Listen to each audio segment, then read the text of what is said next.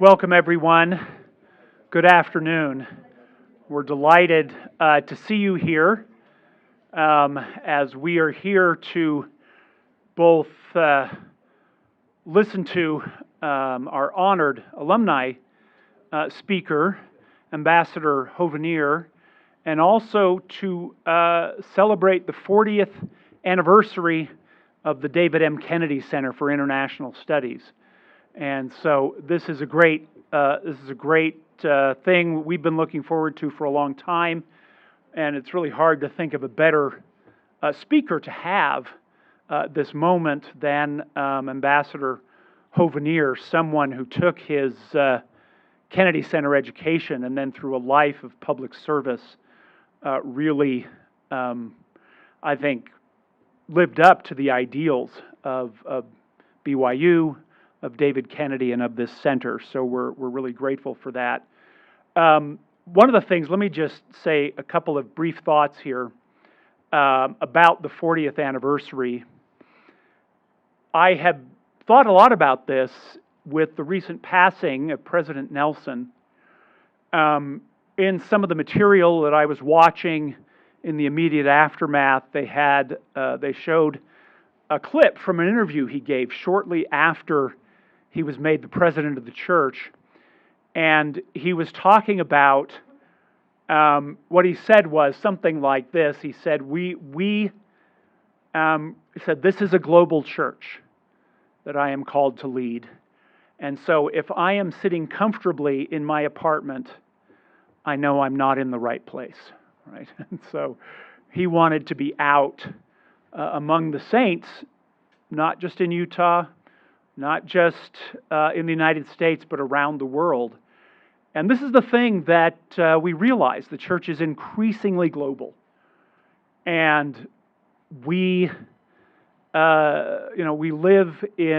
members of a global church. And that's one of the things that we, as we're the center of international studies at BYU, that we take very seriously and we aspire to do as well as we can, is to prepare students who can participate and lead in a church that is an international church, that is a global church. And so, anyway, we're really excited to celebrate these 40 years, and we're looking forward to the next 40. All right, well, we will begin, as is our custom here, with an opening prayer, which will be offered by Spencer Shields, who is an international relations student from Kimball, Nebraska, and he is also the co-president of the Foreign Service Student Association. And following the opening prayer, Corey Leonard, the associate director of the Kennedy Center, will introduce our speaker. So, Spencer.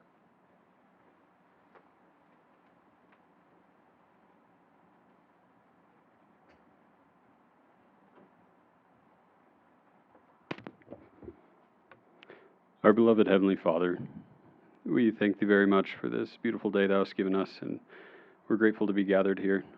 We're grateful for Ambassador Hovenier that he was able to make it, and we're grateful that he's here to speak to us today.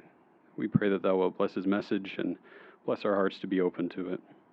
We're grateful for the BYU and the Kennedy Center.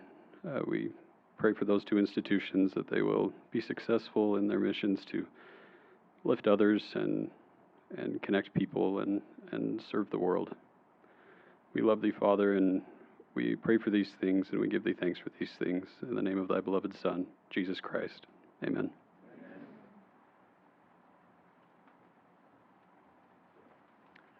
It's a great honor to welcome back and introduce our friend and a mentor to many, Ambassador Jeff Hovenier. There are two distinct paths to the Foreign Service, and Ambassador Hovenier is the career path. He has over 35 years, recently retired from the U.S. Foreign Service, and his final position, as you may know, was as U.S. Ambassador to Kosovo. Prior to that, he had a number of other very important positions, including Chargé d'Affaires and Deputy Chief of Mission in Turkey. He also served as Acting Deputy Chief of Mission and Minister Counselor for Political Affairs at the U.S. Embassy in Germany. and other posts. He served in Peru, Greece, Paraguay, and Panama, as well as at the U.S. mission to the OSCE. In Washington, D.C., he served as Director for Central and Southeastern European Affairs at the National Security Council, and in various positions across the U.S. Department of State's Bureau of European and Eurasian Affairs.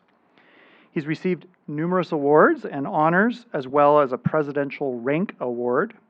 He also received government honors from the Republic of Kosovo. He holds a master's degree from Georgetown University and a bachelor's degree from BYU in International Relations. Ambassador Hovenier is joined today by his wife, Laura, and by some of his children, many of his family and supporters, and we welcome you here today, including his mother, who made the trip from Seattle. Thank you. Today, we can't think of a better person to represent, as Professor Benfell said, the ideals and the values and the aspirations that we have for you and for the Kennedy Center. Today, Ambassador Hovenier will be speaking on diplomacy, a contact sport. Please join me in welcoming Ambassador Jeff Hovenier.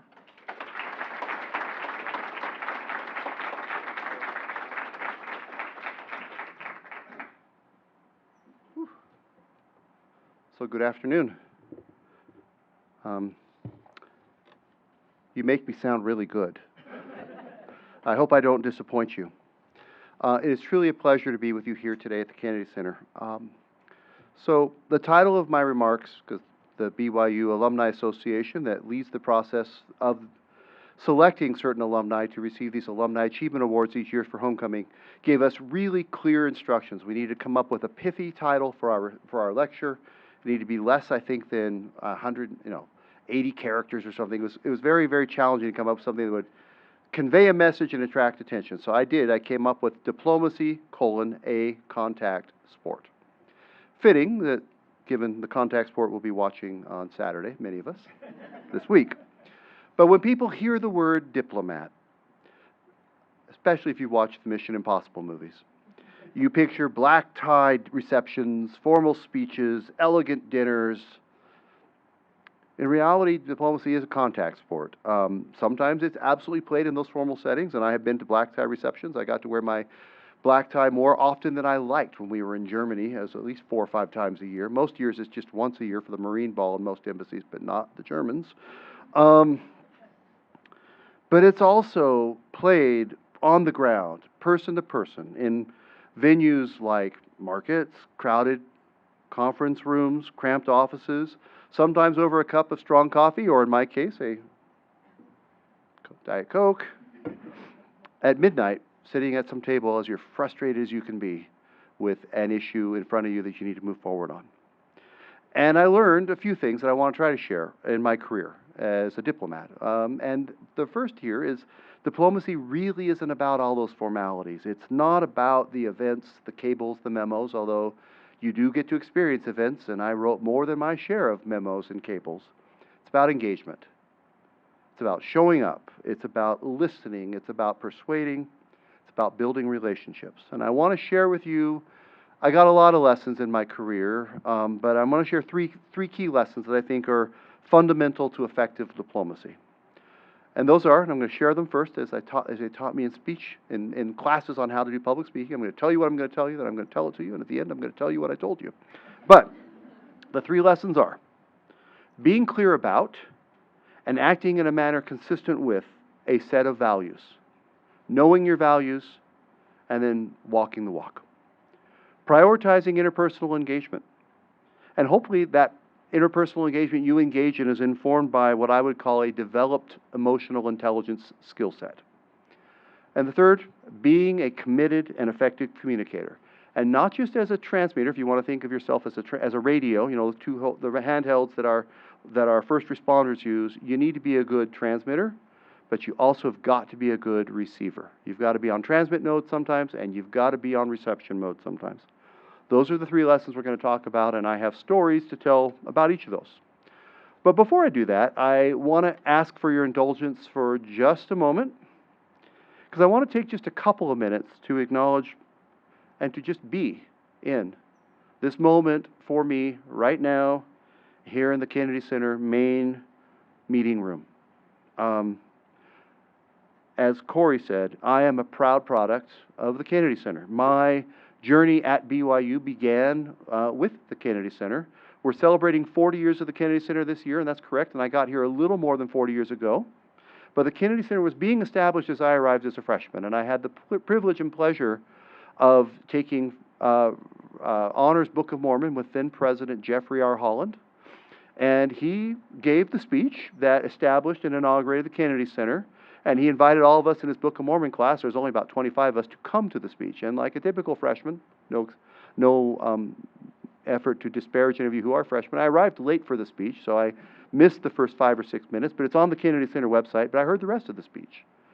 And I remember thinking, this is probably it for me. And certainly after a mission and returning to BYU, knowing that the Kennedy Center was my place, it was my home. And so this place, this building, which was inaugurated while I was on my mission, so this was all here. This room looked not quite the same, but almost. And that wall's exactly the same with David M. Kennedy's mini regalia, but now I have some of my own that match what he's got. I've got my Presidential Ambassadorial Commission. I've got my Foreign Service Commission. I have a wall in my house that looks not nearly as impressive as that, but it's not bad. So this place was fundamental to my path of becoming a U.S. diplomat and a U.S. ambassador. And I wish I could share this moment with so many people associated with the Kennedy Center during my time who had such an impact on my education and career. And that list, I'm going to name a few names. That includes Dr. Spencer Palmer, who hired me as a research assistant and taught me compassion and scholarship. And I think he found greater joy in learning new things than anyone I ever saw in action. Dr. Stan Taylor, who mentored me and hundreds of IR and political science majors, demanding accuracy and parsimony in our work, but also also encouraging many of us to think about careers in public service. And it is in fact thanks to Dr. Taylor that I even became aware of the Foreign Service truly as a career option. Back in the winter semester of 1984, in political science, it used to be Political Science 170, maybe it still is, Introduction to International Relations. He brought in a friend of his who was then the Deputy Chief of Mission of the U.S. Embassy in Budapest and spent an entire class session letting his friend talk to us about what he was doing in Hungary at the time, still of the Cold War, and about the Foreign Service as a career. And I thought, wow, that sounds interesting, that does. If it hadn't been for Dr. Taylor, I don't know if I would have known.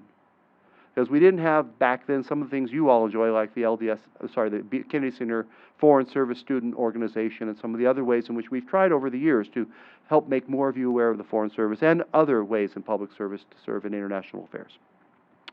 Dr. Earl Fry, he absolutely introduced me to this concept of political economy, and I can't count the time sitting in my offices around different embassies where I thought about things he had.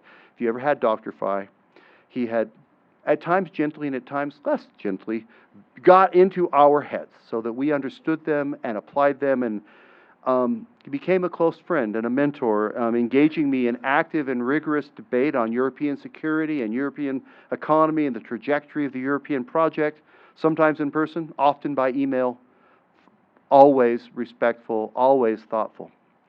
Dr. Wade Jacoby, whom many of you would have known, who was a close childhood friend. We were tenderfeet together in the same scout troop in Bellingham, Washington. Grew up together. We were on the BYU Knowledge Bowl team together. We were varsity Knowledge Bowlers for BYU in the 80s together. And he was one of the most thoughtful and insightful analysts of German and European politics that I know. Now, all those I've mentioned have passed on, but I need to say really clearly that without their influence, without their friendship, without their mentorship, without their instruction, and without their readiness to really make me, and some of my friends as well, but me, get it not just right, but better, and understand, and be thoughtful, and be analytical, and wouldn't settle for less than rigorous analysis, I would not be speaking to you here today. I also want to acknowledge so many of you who are here today, still associated with the Kennedy Center, the leaders of the Kennedy Center in the past and the present. Thank you, Stan. Thank you, Corey, for all you've done for me and generations of Kennedy Center students to be aware of and be instilled to, encouraged to, but not just encouraged, prodded to go forth and serve internationally with values. I'm almost done with this little part, and then we'll get to the substance. I also want to acknowledge my wife, Laura, who shared all 34 and a half years with me in the Foreign Service. Together, we raised 4 children, 2 of whom are also here today. Thank you both for being here, in 9 different countries. I'm grateful for her calm and loving support, her outstanding diplomatic skills, which are much, much better than mine, and her readiness consistently for another adventure. One more brief autobiographical note. My first real conversation with Laura was right here in the Kennedy Center in that lobby. We had been introduced before by a friend who was also here, but that conversation was brief, and we didn't really connect.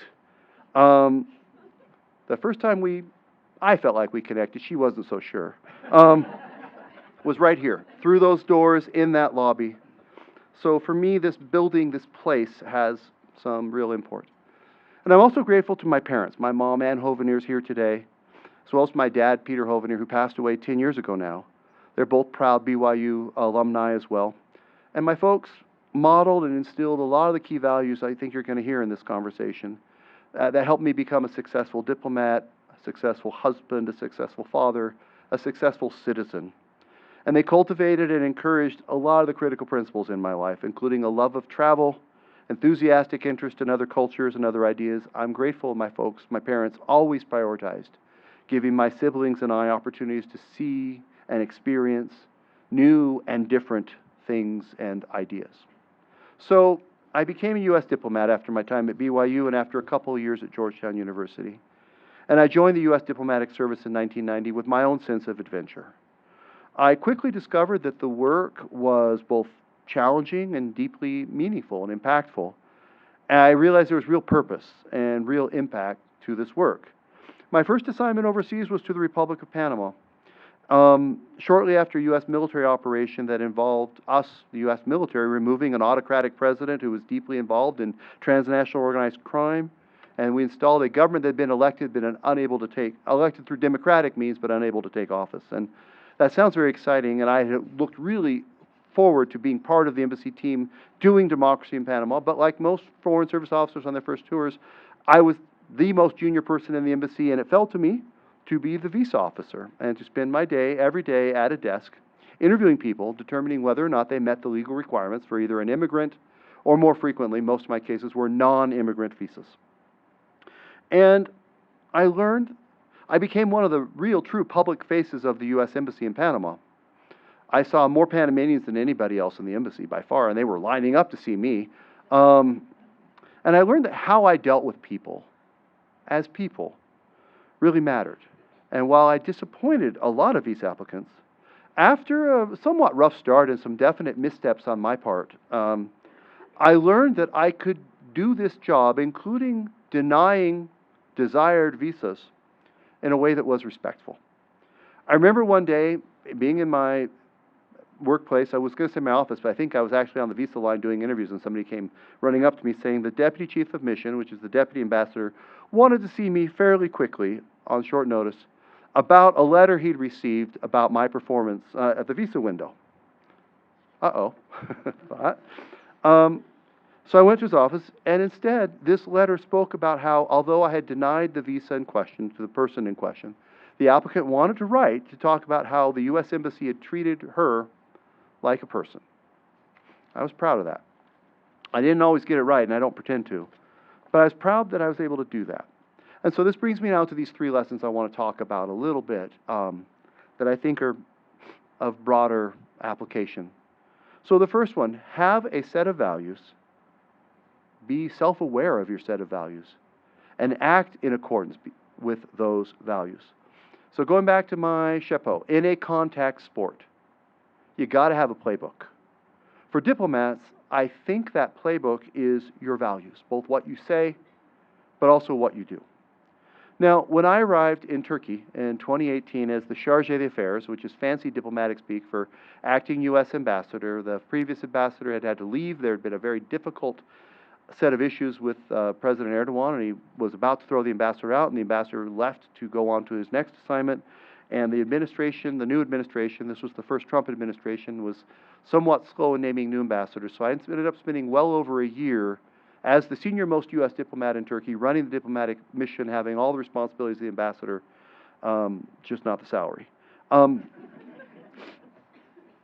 We had 3 local employees of the U.S. mission, which is a big operation, who had been arrested and were being held in jail. They were all Turkish citizens, worked for us. All 3 faced charges of either being terrorists or supporting terrorism in Turkey. These charges were part of what was in 2018, 2017, 2019, a massive and sweeping campaign to identify and hold accountable, from a Turkish government perspective, alleged supporters of a Turkish Islamic scholar and religious figure by the name of Fethullah Gulen, whom Turkish President Erdogan considered to be the mastermind of a 2016 attempted coup that was designed to remove Erdogan from power, but also probably was designed to assassinate him. So he took it very personally. And the Turkish state took it very personally. They suspended a lot of normal rights. A lot of people were arrested and held on the basis of evidence that would generally not meet normal legal standards. And our 3 local staff members were caught up in this campaign. The evidence against them was very slight or non-existent. Almost all of the paltry evidence that they had was on the basis of records of phone calls being placed. Not the contents of the calls themselves, they didn't have that, but actual phone numbers that had been called from their phones of people that the Turkish government considered to be suspicious. Not necessarily even criminal, just suspicious. In all cases, the calls that were made on their official U.S. embassy phones, and the calls that were made were to government of Turkish officials at the time before the coup. But after the coup, the government decided these public employees were probably Gulenist and suspicious, and anybody who was in contact with them was suspicious as well. Therefore, they were in jail. In one case, the additional piece of evidence was one of our employees had on his home bookshelf a book about the Kurdish people. It was an anthropological work. And in another case, one of our other employees the additional evidence they presented in court was that his mother was a subscriber to a newspaper that the Turkish authorities also felt was associated with the Gulenist movement. So I faced this horrible situation of seeing 3 of the embassy colleagues in jail and facing years in prison for basically having done their jobs for the United States. Those calls were placed to other government officials in a part of official business. And while there are several values I think that are important to me, among my very top values as a leader was integrity and taking care of my people and having my team know I take care of my people and I've got your back. So although some in Washington, as I was preparing to go out to be the Chargé d'Affaires in Ankara, had encouraged me not to spend too much energy on this issue because it wasn't going to go anywhere, it's a bit of a helpless cause, I felt that I had to take it on. And consistent with my values, I elevated our work to obtain the release of these colleagues. Internally, I started sending the embassy, everybody in the U.S. mission actually, which is our big consulate in Istanbul, smaller consulate in Adana, big embassy in Ankara, regular updates on what I, as the head of the U.S. mission to Turkey, was doing to see our colleagues freed from jail. Externally, I set a goal that I kept, that I would never meet with any official from the Turkish government in any capacity without raising this issue as part of our discussion. As Chargé d'Affaires and later as DCM, I attended every single judicial hearing that was held for each of the 3, logging hundreds and hundreds of miles, because Turkey is a big country and they were not all in the same place, going to out-of-the-way courtrooms, much to the dismay and chagrin of our Turkish colleagues, but they couldn't necessarily keep me out. And I made visits to all of them as many times as I could while they were in prison.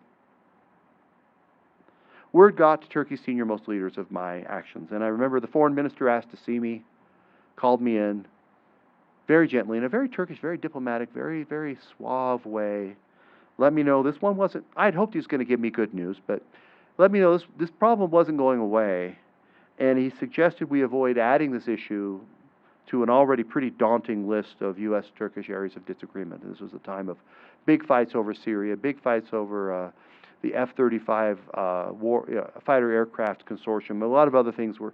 The U.S. relationship with Turkey was not very good in 2018, 2019, 2020.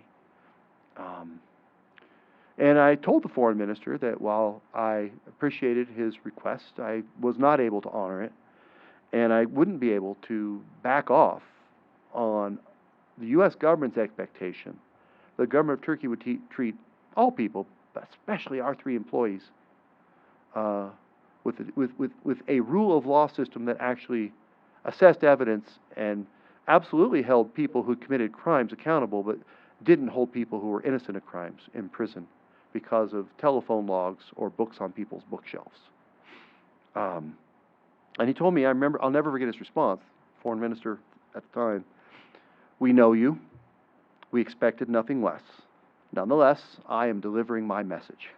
Okay, I'm delivering mine. Politely, but, and I was glad. I was glad that I was very predictable to him on this fundamental issue. When we had a short notice visit immediately thereafter by then Secretary of State Pompeo to Turkey, I arranged to add to his agenda a short meeting with the family members of our 3 detained employees, so they could hear directly from the Secretary of State of what we were doing to try to get these 3 gentlemen free, and also to send an incredibly clear message to the government of Turkey: this problem was not going away. This was important to the United States. Secretary Pompeo agreed, and the meeting had the desired effect with regard to sending the clear message. I wish I could tell you it had the desired effect of obtaining their freedom, but I can't tell you that. We were not fully successful. By the time I left in 2021, one was completely free and out of prison and with his family and done. One was, and this was a quiet achievement, but one was on house arrest, out of jail, out of the worst of it, still facing charges, but home with, one of those monitors. One was still in jail. I am happy to tell you that at this point, all 3 are out.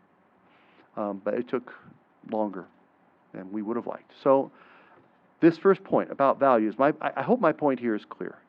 I think it's important to know your values, be self-aware about your values, and act in accordance with your values, even when that feels challenging. Because when we do not know what our own values are, we haven't articulated them or identified them, or when we act in a manner that is not consistent with our values, we're simply not effective leaders.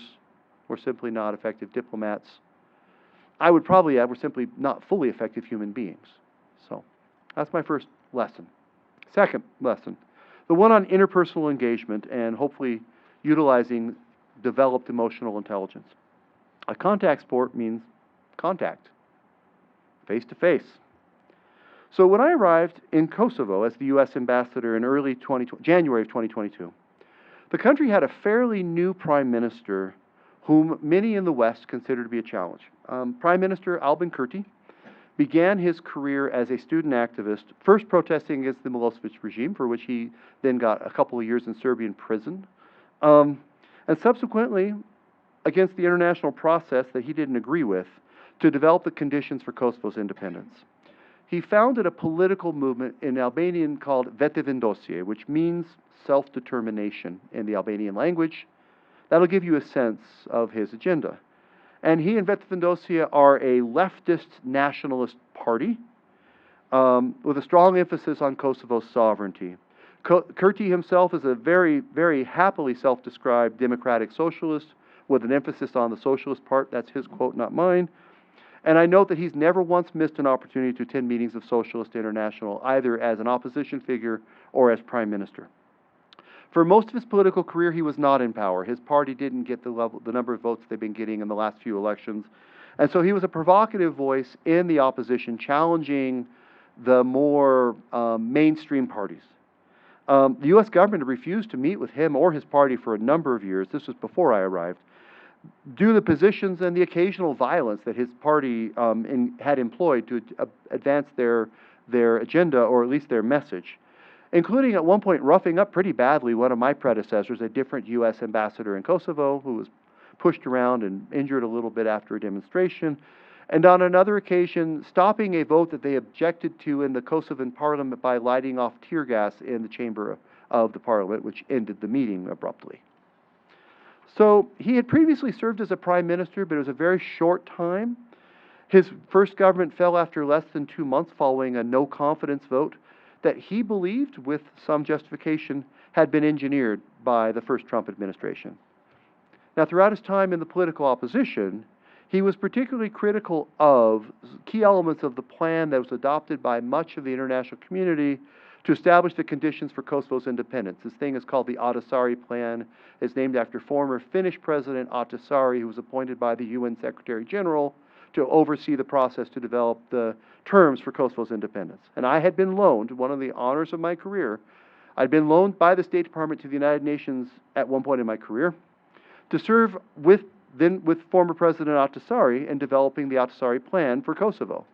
And I was honored to be selected by President Ahtisaari to lead our efforts on the very issues that Kurti had the strongest criticisms of. The provisions related to the protection of non-majority or minority communities in Kosovo, particularly the ethnic Serb community in Kosovo, and the Serbian Orthodox Church. So, to put this in simpler terms, both Prime Minister Kurti and I had a lot of reasons to have concerns about and be skeptical of each other when I showed up as the American ambassador. And this was made very apparent to me in our first official meeting, which was quite formal and stiff. And on instructions, I raised a sensitive issue on his government's recent decision at that time to end a long-standing practice allowing ethnic Serbs in Kosovo to cast ballots in Serbian elections. I got nowhere. I got shut down on that issue. And he kind of looked at me that I had acted exactly as he predicted, that I was out there fighting for the Serbs in Kosovo rather than for what his vision of Kosovo was. But I will also say we agreed in that very first meeting that we would have regular meetings. In fact, we agreed we would meet weekly, which is pretty rare for a U.S. ambassador to see a prime minister every single week. But every Thursday at 3 o'clock, more or less, unless he was traveling or I was traveling, I was in his office and we were meeting for at least an hour. That came on top of what became more one-on-one meals and informal Saturday talks in jeans and sweaters that I can count, and even some concerts and shows together. I remember once I arranged to get the rights in Kosovo, or my team did, I shouldn't say I did, to show the Disney film version of Hamilton. I'm sure most of you have seen it on Disney+. So I wanted to expose him in this way to some of the issues our founders had to grapple with as he was dealing with a country that's, in its first couple of decades. And I want to make it as comfortable as possible, so it was jeans, and he would never wear a t-shirt, but button-downs and sweaters or something. We had popcorn, caramel corn, sodas, beer for him. That's his drink of choice, and I have my Coke Zero. And Hamilton hit a chord. I will never forget when the movie ended. Laura was with me. He turned to me and he said, "You can divide the world into two groups of people, those who've seen Hamilton and those who have not." He asked me later if I could loan him the link that Disney had given us to show it to the Prime Minister because he wanted his daughter to see it, and I had to go back to Disney to get another link. But yes, his Leia got to see it too in the end. So anyway, now anybody who's followed events in Kosovo at all over the last few years would probably be aware Prime Minister Kurti and I, as the U.S. ambassador in Kosovo, did not agree on everything. In fact, we had some strong, and at times very, very public differences. But I will say, I think they were always respectful. And I think we both felt heard by the other. When I left Kosovo after my 3-year assignment, he asked if he could deliver remarks at a formal farewell event. And I want to just share with you a couple of snippets from a press summary of his remarks. Quote, Kurti said Ambassador Hovenier's time in Kosovo was marked not only by professionalism and integrity, but also by humanity and unwavering support for the Kosovar people, unquote. Quote, Kurti called Hovenier an outstanding man, a loyal friend of Kosovo, and said he would always have a place in our hearts, unquote. Quote, Kurti assured the ambassador, Kosovo will always be your home. We will be here to welcome you as a dear friend of ours. I did not expect to find myself in, beyond a professional relationship, a friendship, a strong friendship. I met his parents, I met his mother-in-law, I knew his wife, I knew his daughter. He knew us well. I didn't expect to find myself in a kind of a relationship with an avowed socialist and Kosovan nationalist, a man whom I became aware of first because of his strong criticisms and active protests, violent protests at times, against my work to establish protections for minority or non-majority communities in Kosovo. But I absolutely left Kosovo considering him to be a friend and partner. We've had some very, very significant disagreements, but they were disagreements among friends. And this is my second point on the showing up and on the interpersonal engagement. You cannot have quality time without some quantity time. Investing time and effort in relationships, both through active engagement and hopefully through use of some developed emotional intelligence tools, can build lasting partnerships. And relationships really are the real currency of diplomacy. Third lesson, communication, transmitter and receiver. In a contact sport, communication is constant and necessary. We'll see huddles and, again on Saturday, and all the ways in which you got to communicate. In diplomacy, you also have to be adept in delivering and conveying messages. You have to be equally adept in receiving them, including with nuance. The best diplomats are good speakers, but they're also good listeners. I want to tell you a story. I've told others. One more. On the morning of September 24th, 2023, I was woken up about a little before 5 a.m. It was a phone call from the president of Kosovo, Vjosa Osmani. She told me that there had been an armed assault in the north of Kosovo on Kosovo police. At least one police officer had been killed. Her request was that I immediately provide U.S. support to Kosovan authorities on the ground, as well as engage with the NATO mission there to make sure that they were actively supporting a response by Kosovan security authorities. Now, in the course of the morning, because early on all we knew was an attack and a dead policeman, and there's people with guns in the north, and they're creating trouble. And I will say the north of Kosovo borders Serbia, and the concern was a conflict or a flashpoint in the north of Kosovo could quickly erupt into renewed tensions, if not conflict, between Kosovo and Serbia. The one thing that my instructions told me I needed to ensure not happen if at all possible. So in the course of the morning, it became clear this thing was an organized and planned attack. There were about 30 ethnic Serb militants. They were trained, they were armed, they were deploying military-style operations and tactics with military-style equipment, and they were taking on the authorities of Kosovo. Not the military, because they were not allowed to operate in the north, but the police, and NATO was there. And these militants had encountered a bigger response than they had anticipated, and so they'd fled to and sought refuge in a historic Serbian Orthodox church monastery in a town called Banska, that also, unfortunately, at the moment happened to be hosting about 20 or 30 pilgrims overnight from Serbia who'd come down to this religious site. And these militants had pre-staged a whole convoy, again, of military-grade vehicles with military-grade equipment right outside the monastery. And Kosovo forces, police, were right there at the monastery, guns drawn, ready to take them out. And this is about 8. This is about 8 in the morning at this point, when this is where we know where this is. And Washington was asleep, because 8 in the morning in Kosovo, it's about 2 in the morning DC time, and it's about 11 p.m. West Coast time, midnight here, right? Everybody in the region, certainly everybody in Kosovo, people in Serbia, others in the region, were looking for an immediate response from the United States of America. So on my own initiative, I issued a statement on behalf of the United States. Normally this would be clear with Washington, but there wasn't time, and nobody was awake. And I knew that if I took the time to wake people up, I would lose hours, and we had minutes. I did not want Kosovo police storming this monastery with all that would entail. I also didn't want the Serbs to feel like they had impunity here. So I issued a statement. My statement condemned what I described as an orchestrated violent attack, emphasizing the police of Kosovo had full and legitimate authority for law enforcement throughout the territory of the Republic of Kosovo. I encouraged cooperation between the Kosovo police and the international representatives on the ground, both the U.S. and NATO. I condemned what had happened as against the legitimate authorities of the Republic of Kosovo, and noted that the perpetrators were not anything other than criminals who committed crimes and must and will be held accountable and brought to justice. And I expressed the condolences of the people of the United States to the people of Kosovo on the death of their police officer, Afrin Bunyaku. Now, that statement went around the region like wildfire that morning. There were subsequent similar statements later by the European Union, by NATO, by other European countries, and many hours later, sorry for my Washington friends, from Washington. But The statement that everybody was talking about and had the immediate impact was the one I issued. I don't say that to brag. That's just the reality of what happened that morning.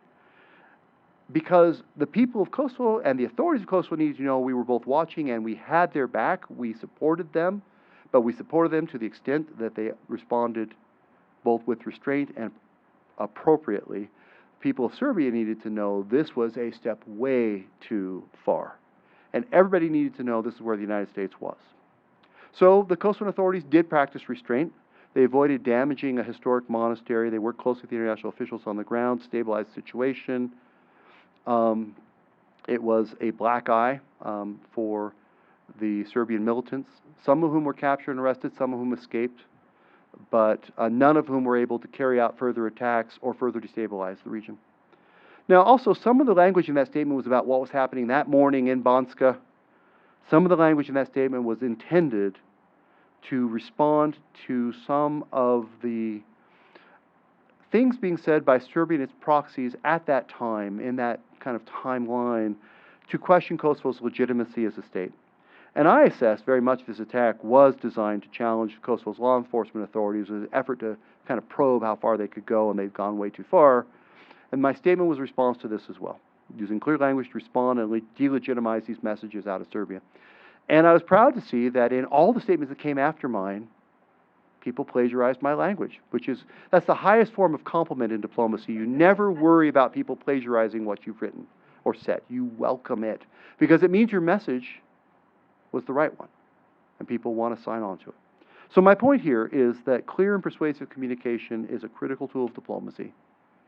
So is careful listening.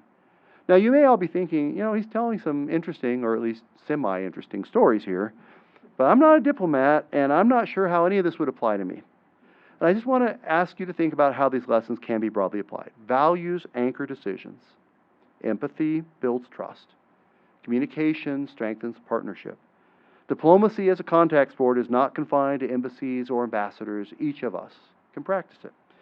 Our recently passed prophet, President Russell M. Nelson, repeatedly called on all people, not just members of the Church of Jesus Christ of Latter-day Saints, to be peacemakers, both in word and in action. Some of the core messages I recall should sound familiar, highlighting the need to reject conflict and contention, to choose kindness and restraint, and to begin within ourselves, reflecting on our values and what we can do to bring peace to our homes and our individual hearts, as well as to broader circles of influence. My bottom line, successful diplomats and successful disciples of Christ are successful peacemakers. So, I told you, I'd tell you what I was going to tell you, I'd tell you it, and I'd tell you what I told you. Here's that last part. I've laid out in this lecture a few key lessons I think I've learned. First, diplomacy is all about engagement, showing up, listening, persuading, building relationships. This is what I meant by contact sport. Second, I shared these three lessons. Have values, be clear about them, be consistent in your actions with them. Prioritize interpersonal engagement, and hopefully employ some developed emotional intelligence skills while you do that. Communicate well, both as a transmitter, communicate equally well as a receiver.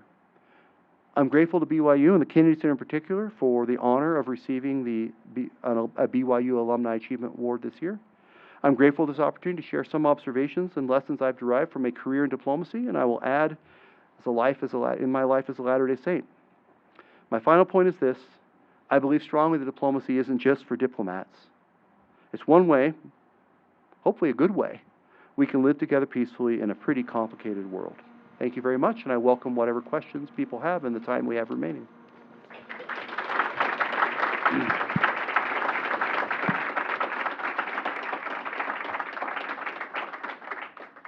Am I calling on questionnaires, or are you, Corey? Or are you, Stan? Well, just if you have a question, especially if you're a student, please tell the ambassador your name, what you're studying, and wait for a microphone. We have a couple of microphones that will come to you so everyone can hear your question. And yeah, we've got about 15 minutes for Great. questions. So. I'm all about it. Maybe you guys aren't, though.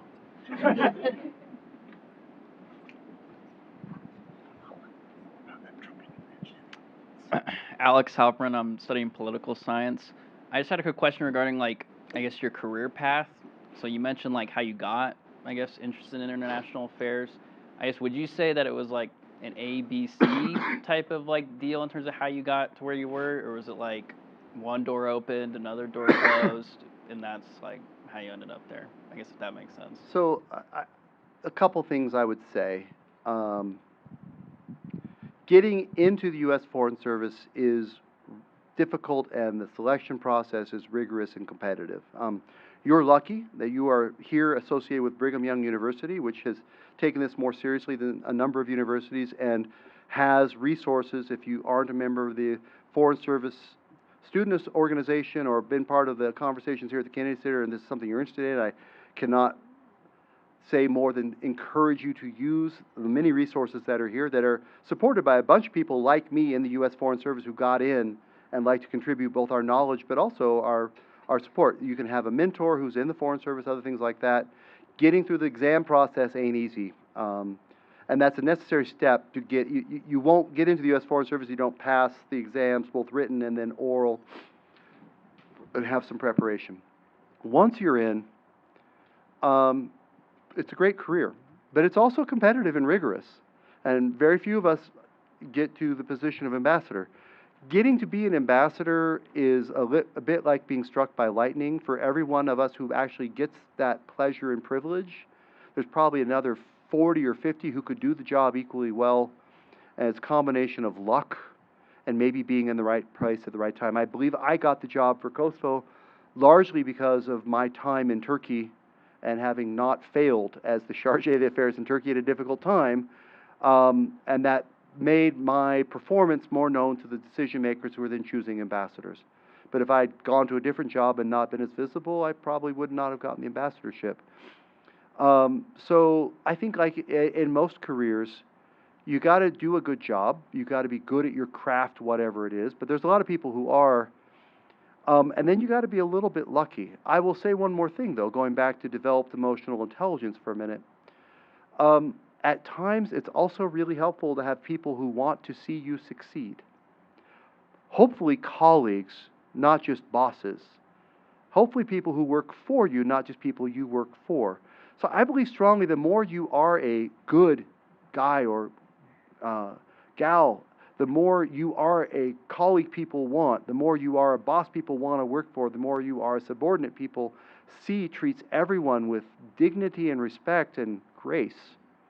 You actually build a little bit, I mean, you shouldn't do it in this craven way to get ahead, not at all, but you will find that that kind of stuff comes back in the right way, just as getting that stuff wrong comes back in the wrong way. At least that's my experience. And again, I don't want to pretend I always got it right, because I assure you I did not. Any other questions? I saw... Yes, Elizabeth Goodrich, studying poli-sci. And I was wondering, what was your family's experience with moving around to the different assignments? Like, how did you all get acclimated with the cultures? Because I'm sure it was an adventure for all of you. It was a family adventure, and I've got some of the adventurers here with me who can talk to you later about their own experience if they haven't already. And I can't call you Sister Goodrich anymore, so but she was with us in Kosovo in a different capacity. Were you there that morning that the Banska attack happened? Because I believe I was in Albania. Okay, I was supposed to be the sacrament meeting speaker that day as well. I was not at church. I was dealing with with this attack. Here's what I would say: different people deal differently with with the challenges of the Foreign Service life. A couple of constants. The first is change. No matter what you think is going on in your life, it will be different in a few years. No matter where you're living, it won't be where you are in a few years. No matter what school you're in or your friend group you have or what's your interest set or the things you're doing, you may get some of that, but you won't have all of that. If you are an extrovert, if you are social, if you are at a phase in your life where your life revolves more around your family than your friends, it can be not that challenging to go from one place to another, even though that's a challenge. But think about what you were doing when you were 15 or 16, and would you have liked to uproot and go to another school and start all over? I mean, my kids got that opportunity, whether they wanted it or not, a few times, right? And so some of my children thrived, and I think they would tell you overall they'd do it again, although they'll tell you about some of the negatives with it. And for some of my kids, this was really a challenge. That not having that constant in there, not having more predictability is something that they missed. So I would say that for those who are considering a career in the Foreign Service, be aware of what you're getting into. We loved it. I loved it overall. I think those of us in this room would pretty much say if we could do it over again, we probably would. But we're also very aware of some of the loss that happens because of that. Now, I will also say you're less aware of the loss that happens if you just live in the same place your whole life, because there's opportunities you're missing out on that too, but they're less apparent to you because you're there, if that makes sense. So I loved it most of the days, most of the time, but not always. And I think the kids who are here today would say the same, but I won't speak for you guys.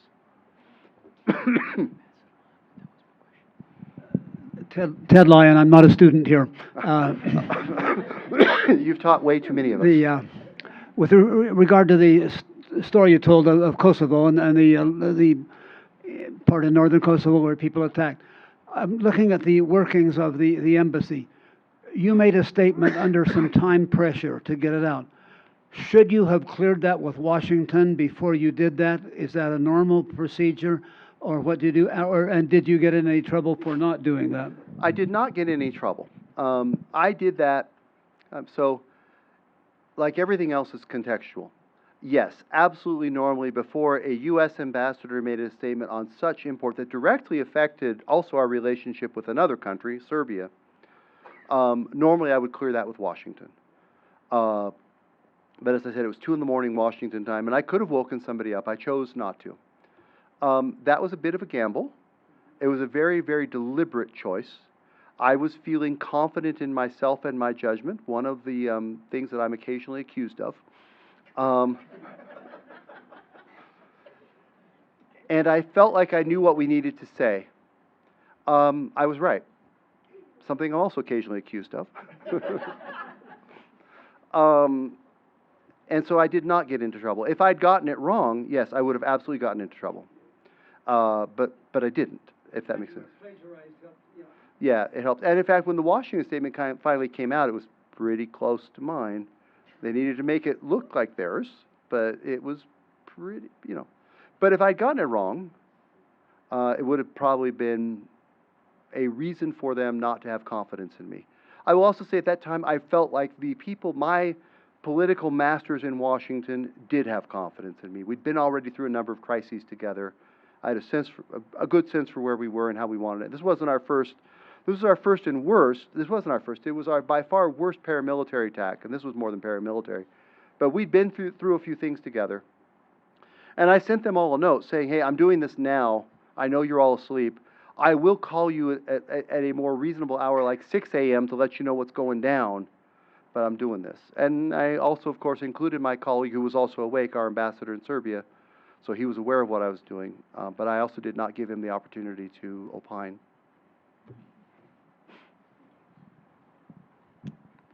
Hi, my name is Katie Dinkelman.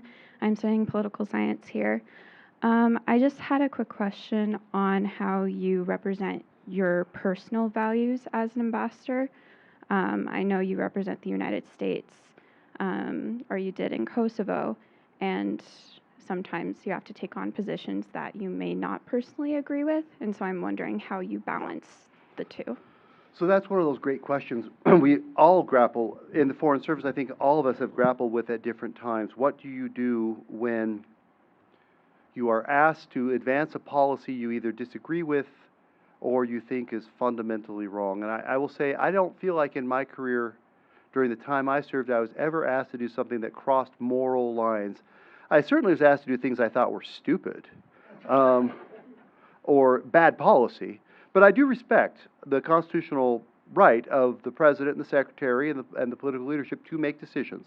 I want to be heard. I mean, the job of a Foreign Service officer is to give our very best advice, but I can give you a lot of examples where I gave my very best advice and I got to thank you very much, but we're doing this other thing instead, and it's not going to go well. Please execute, and that's our job. Salute smartly.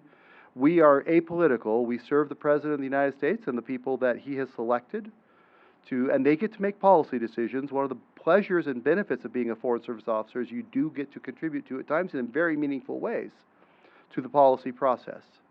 I have had colleagues who felt like they've been asked to do things that cross their moral lines, and in every administration except for maybe the current one we're in, there was some sympathy for that. There was not a lot of sympathy for letting people dispute the policy or get in the way of the policy being executed, but you could move on to other jobs. If you felt like the thing you were doing just crossed your moral lines, if you wanted to, you could still be employed. You might go to the Freedom of Information Act office or somewhere else and not be on a fast track, but you could still be employed and still have your integrity.